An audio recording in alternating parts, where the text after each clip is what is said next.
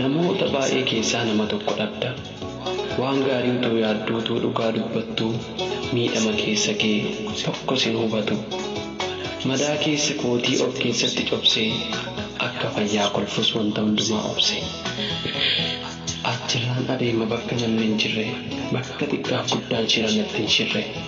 Bosona uumamaa simbiraaf qilleensaa, nam tokko tokkorra isaan gara laafessaa. Akka namaa dabaan boolla naaf hin qotu, qilleensa bareedaan arganu naaf laatu. Cinqamtee miidhamtee yoo dhabde nam tokko, kophaa kee filadhuu meegaaf tokko tokko. Kophaa kee filadhuu meegaaf tokko tokko. Gaaf tokko tokko. Baay'ee nama gaddisiisu, waan baay'ee nama suukaneessu, miira keessa waan nama galchuudha jechuudha. Obboleettiin keenya tokko boqonnaa isheetiifis Saudi Arabiyaa irraa gara biyyaatti galtee yeroo oduun galiin duratti jaalala yookiin abbaan manaa godhachuudhaaf yeroo duraatiif jaalatte san booddee mootuyyuu nama kana bira yeroo galtutti boqonnaadhaaf ji'a 2 qabdi jechuudha. Ji'a 2 san keessatti mucaan kun kaatee nama san walii wajjin turte seeruma godhatanii jechuudha. Karuma seeratiin wajjin jiraatanii kaatee boqonnaa ishee erga xumuratte gara Saudi Arabiyaatti deebite jechuudha. Jarana nuti akkamitti dhiira amanni dhiiratti heerumne akkamitti jechuudha. Assalamu alaikum warahmatullahi wabarakatuh. Jirtu akkam nagaa keessanii fayyaa keessanii isin jecha nuuni viidiyoo kana sirriitti laayik gootanii sheer gootanii namoota hedduu bira dhaataan tamaadhaan nu ga'uu qabda. Dhugumatti waan baay'ee nama gaddisiisudha. Warroonni akka maatiitti subscribe gootanii laayik gootanii sheer gootanii isin nukitan hedduu takka ulfaadhaa galatooma ammallee laayik godhaa. Viidiyoon kun faayidaa keessan qaba isin jechuu barbaada hordoftoota kabajamtoota kiyya. Wanti amma ta'amaa jiru, wanti amma deemamaa jiru, haalli amma keessa jiramu dhugaa rabbii dubbachuudhaaf waan baay'ee nama gaddisiisu jechuudha. Obboleettiin teenya takka bakka isheen jiraattu magaalaa Saudi Arabiyaa keessa yeroo ta'utti akka yaani namni kontiraata jiru waggaa 2 waggaa 3 waggaa 4 illee gara biyyaatti deebi'a jechuudha. Isheen kun odoo gara biyyaatti hin deebiin duratti hiriyaa ishee yookiin abbaa jaalallee kan godhatte abbaa manaa godhatte gara biyyaatti galtee boqonnaa ji'a 3 immoo ji'a 2 qomaaf qabdi. Mucaan tun kaatee gaafa boqonnaa kana qabdutti biyya galtee abbaa manaa ishee kanaan waliin jiraachuu eegalte jechuudha. Boqonnaa ji'a 2 qofa keessa jechuudha. Gaafa kana boqonnaa ji'a 2 yeroo xumurtu gara Saudi Arabiyaatti deebite. Gara Saudi Arabiyaa kanatti yeroo deebitutti ishee wanna ambiiroo ijaarratu barbaadduuf nama kanatti yeroo mallaqa ergeen balleessika jettu mallaqa maatii isheetitti erguu turte jechuudha.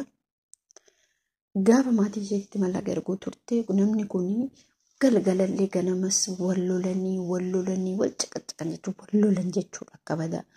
Gaafa kana keessa inni yeroo kana keessatti wanti inni hojjete yeroo isii wajjin jiraatu ji'a 2 kana keessatti footoo isii qullaa viidiyoo isii halkan wajjin rafan bakka wantoota garaagaraa viidiyoo waraabbatee bilbila isaa keessaa qaba jechuudha. Mucaa kana mallaqa irratti ergi maatii keetii irratti ergi jechuudhaan doorsisa bakka sodaachisa jechuudha. La ilaha illallah. Gaafa kana obboleeyyan kiyyaa mucaan tun akkam haa gootu gaafa isiin mallaqa erguu didde gaafa isiin isaan kana wuduulan galgalas ganamas jechuudha. Mucaan kun maal goote fuudhee maal godhe namichi kun abbaan manaa ishee kun fuudheetiin suuraa isaa san itti erge jechuudha. Suuraa isaa kana yeroo itti ergu kanatti dhugumatti bakka waan nama jibbisiisu jechuudha. Yeroo ati mallaqa irratti hin ergin yoo ati yaa mallaqa irratti akkaawuntii kee irratti hin galchin qaama kee qullaa kana gadi si baasa jedheeni hin doorsisa jechuudha. Garuu mootuyyuu nama maatiin ishee beeku jechuudha. Nama seeran jechuudha. Intala kanatti jechuudha. Mee jarana gaafii kanatti ta'e nuti akkamitti namatti dabalamna? Nuti akkamitti nama wajjin jiraanna? Ani gaafii kanatti ta'aa jirutu kana jechuudha. Akkamitti dhiira wajjin jiraattee akkamitti amantii hagammoo kophaa kee hamma yoomii teessa? Waan nama jibbisiisullee waan nama ammaa ani hin beeku wallaahi jechuudha. Dhugumatti jechuudha. Ani beeku akka taanuuf booddee keenya bichaa hin beeku. Kanaaf buleen kiyya hordoftootaf kabajamtoota kiyya mee ana na dhibdee jirti. Dubbiin bara kanaa na dhibdee jirti. Bilbilaa tole miidiyaadhaa tole gara tigisi baasan tole gara taamilee keessii cabsan tole. Mee ishee akkam taana nuti shamarran immoo manatti hafnaa manatti shamnaa.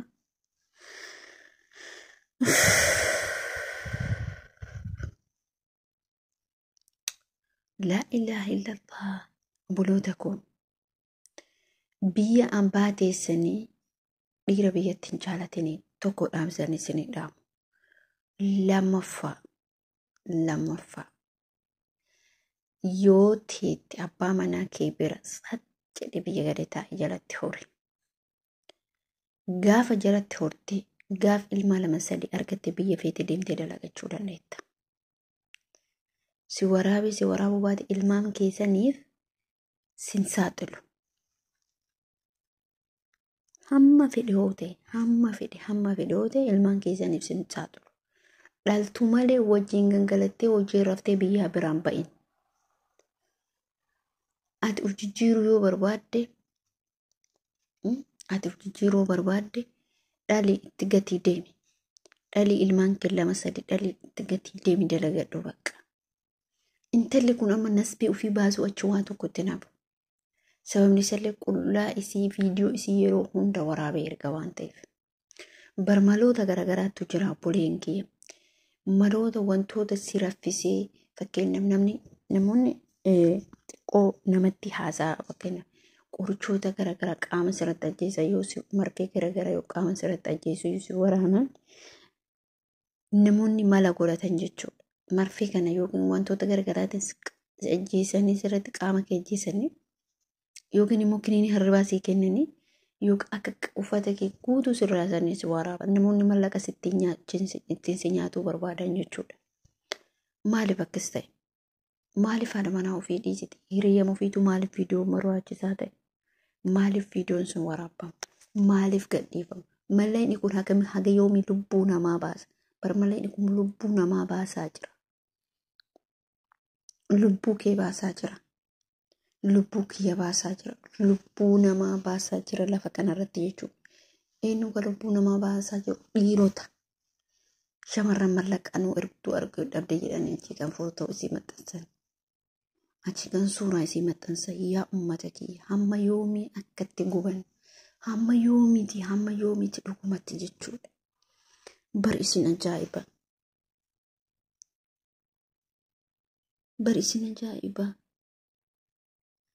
Hamma yoomii shamarran biyyaan baateetti akkatti dhumti. Kan jaaladhettu gaaf isaan maraattee biyya galtee isa argitee deebi'uun viidiyoo waraabbatee biraa qaba. Viidiyoo sanii isii dorsisaa. Umrii isii guutuun isuma gabbartii. Inni mallaqa isii ittiin fuudhaa. Manaan ijaarrataa. Ilma horataa. Isiin garuu biyyuma arabaateetti mallaquma isatti argite jechuudha.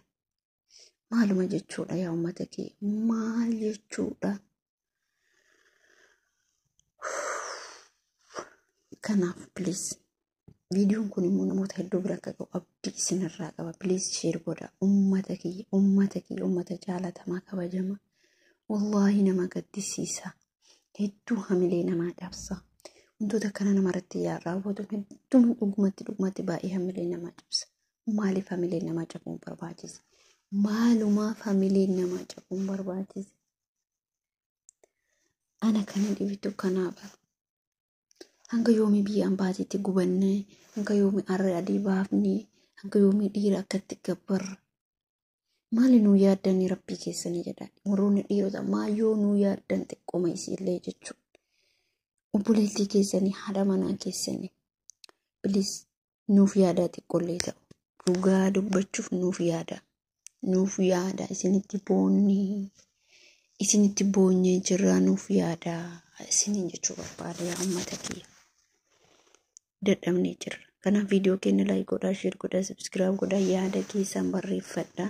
Shamarran of eeggannoo godhaa. Please of eeggannoo godhaa. Hamma viidiyoo biraatiin walitti deebinutti. Assalaamu alaikum warahmatullaahi wabarakaatuh. Warroonni maatii chaanaalii keenya subscribe godhaa. Nutti dabalama. Bye bye.